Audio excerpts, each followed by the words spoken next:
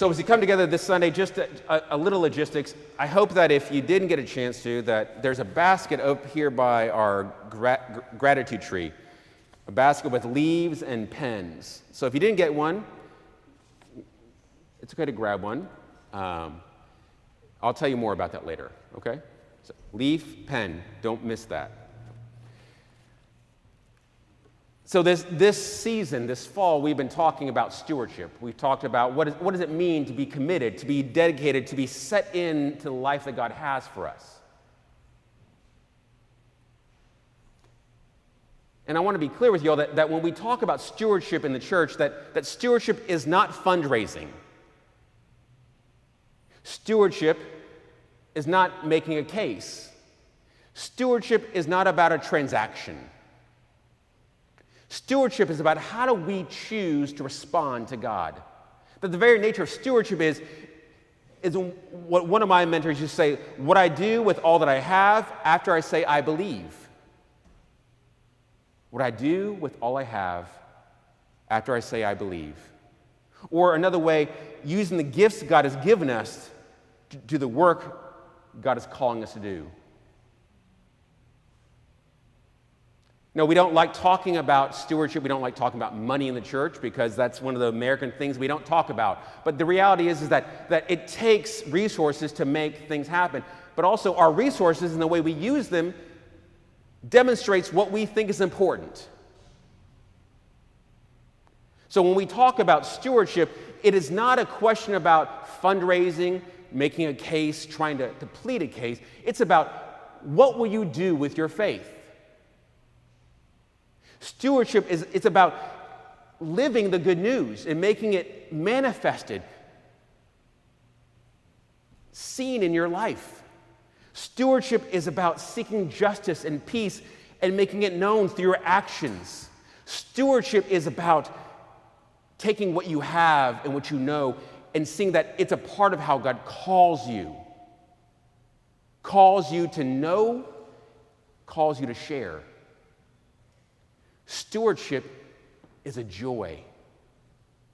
Because deep down, God invites us to be a part of what God is doing in the world. God says, I give you a part. God empowers, God calls us, God challenges us, God implores, God invites us to be a part of what God is doing. So to live our faith, to find the expression of our faith, it's not an obligation, it's not a transaction. It's about joining God in what God is doing. And the hard thing is we live in a world where it's very hard to see what God is doing. It's hard to see the faithfulness that we're called to be a part of. That we live in a transactional society and world where those that have and those that can, they do, and they have greater value sometimes, at least in society. That value is built upon what you've done or what you've shown.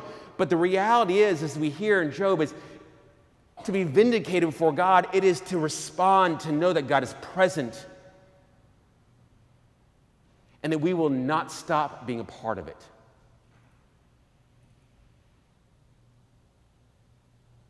Now, I don't think any of you expected to come to church today to hear a sermon on Job. Job is probably one of the second least scriptures to ever be preached on after Revelation, or maybe the least. And we think of Job, we think about Job as the guy that God saw as faithful, but then all these bad things happened to Job. Illness, sickness, loss, abandonment. That Job, as we hear in Scripture, is a man that is righteous and faithful in God. But yet all these things happen. And actually, when you read through the book of Job, we hear who he is, and then we hear him talking with his friends, which friends might be actually a very subjective word in this context. Because his friends are like, well, Job, I mean, I don't know why this is happening to you. Maybe you deserve it. Maybe that's why bad's happening. Or maybe you're not as faithful as you think you are, Job. And then the book of Job that is How do we, knowing the covenant, the promise, the gift of God that says, I am with you unrelentingly, how do we deal with a world that still is broken, that still shows loss, that still makes us feel at times set on the sidelines? And the world and our friends around us will tell you, well, maybe your God is not that good a God. Maybe you're not that good of a follower of that God. Maybe you deserve it. I'm going to tell you, that's all horse pataki, as my grandma would say. Because what Job comes to mind, his heart is turned to, is that God's grace, God's presence, God's work is unrelenting and never stops. And these words that Ben-Har read, you may not realize you know them, but a lot of you heard them because it's some phrases that we hear at most burials. As for me, I know that my Redeemer lives. And at last he will stand forth, and I shall see my God. Words of comfort and reminder that in the midst of the greatest, deepest loss and darkness, God is unrelenting, and God says, I am with you always. As the Gospel of John, Jesus says, to the end of the age. And in God, there is no end age. And so for Job, this declaration that he shares is his vindication is not that he's done enough. It is that he has seen and will not stop seeing God present.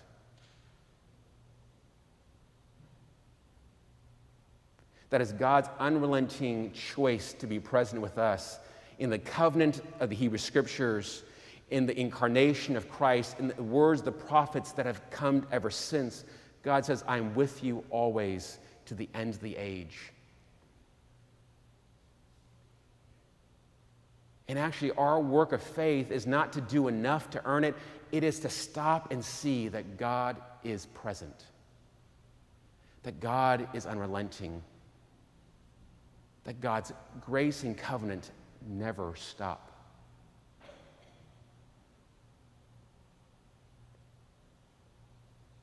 Now, that might seem a hard thing, but I think there's actually a simple practice that we can choose to be a part of. A simple thing that we could choose actually to do every day. And actually in the church, we have lots of ways that we're drawn into practices that are meant to draw us out of our normal rhythms to set us with God. But one of those practices is an examine, a daily review, where God has been present, where you have felt God's presence, where you felt resentment, brokenness, where you need to see God's presence more. As a Jesuit would do in the daily examine from Ignatius, it's a moment to stop and review, to name what's been hard, to name where you feel your heart is overwhelmed and broken, but also to name how God's been present. But in that work of the examine, it's also really, it's a daily practice of declaring gratitude.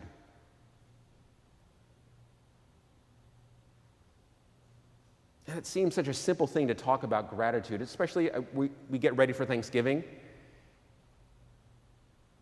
Maybe it's hard to think about Thanksgiving because turkeys are going to be more expensive. What are you going to have? You're starting to plan your menu. Who's going to come? But really, if we take honestly Thanksgiving, it is the moment that we actually allow ourselves to be drawn in to a practice of gratitude. Even for one moment in a year, we might acknowledge, even as much as we begrudge, who's going to come over that night. But the work of gratitude, it draws us out of ourselves. The spiritual practice of gratitude draws us out of ourselves so that we can recognize how God is present, how God is acting. So that when we think that the world is falling apart, because it probably is, that we're reminded that God's not done, that God has and God will continue to be present and acting. When we think all is lost because there's still more a month than money, I still can't find a job, my teenagers still don't listen to me.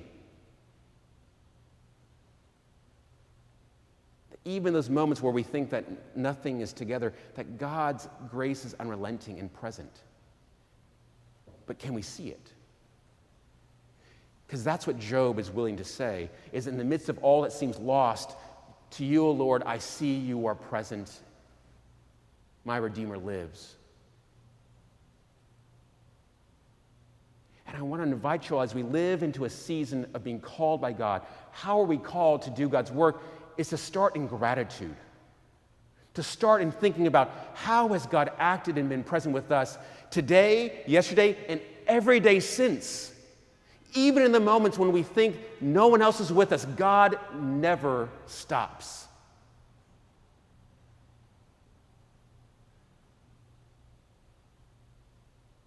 Do you ever stop to think how God's been present today? So I want to invite you all as our parish family, for these days between now and Thanksgiving, I want you to practice gratitude. Every day, stop and think, how have you seen grace? How have you seen love? How have you seen something that you didn't expect, but it's happening, but yet you get to receive? How is there something that brings you joy? To think, to note it, to see it, to name it, to declare it.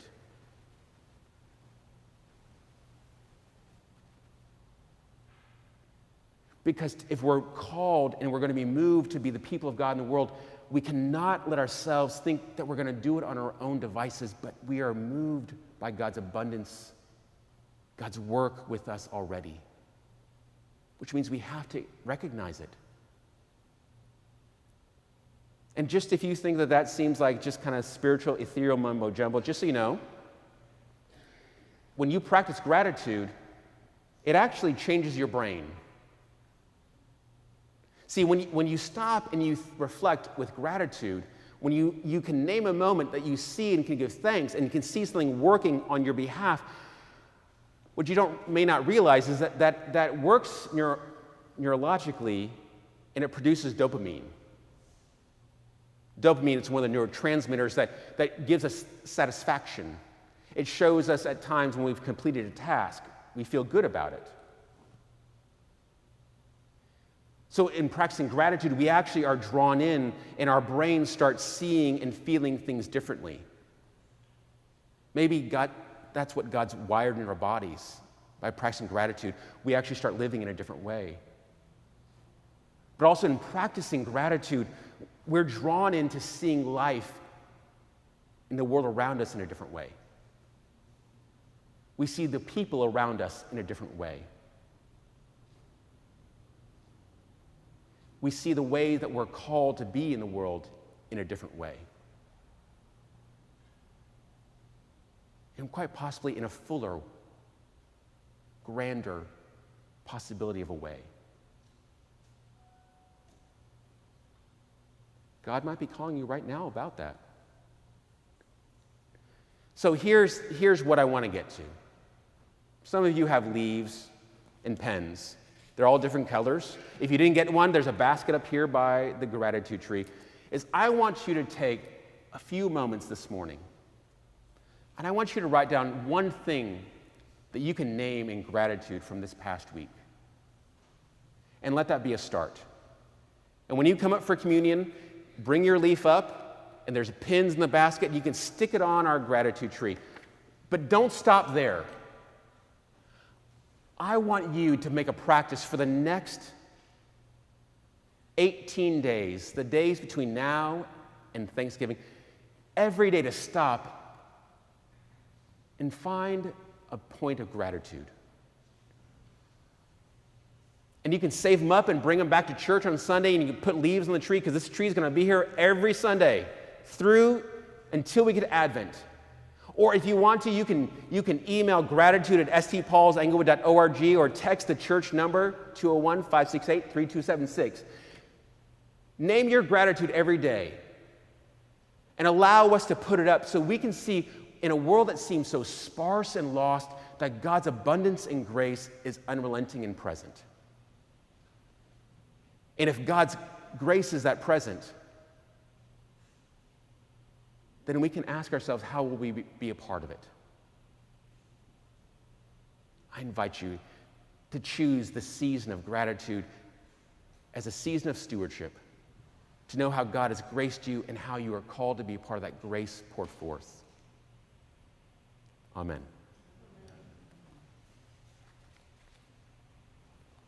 Take a few minutes. You can write in your leaf. Or if you want to grab one, go ahead.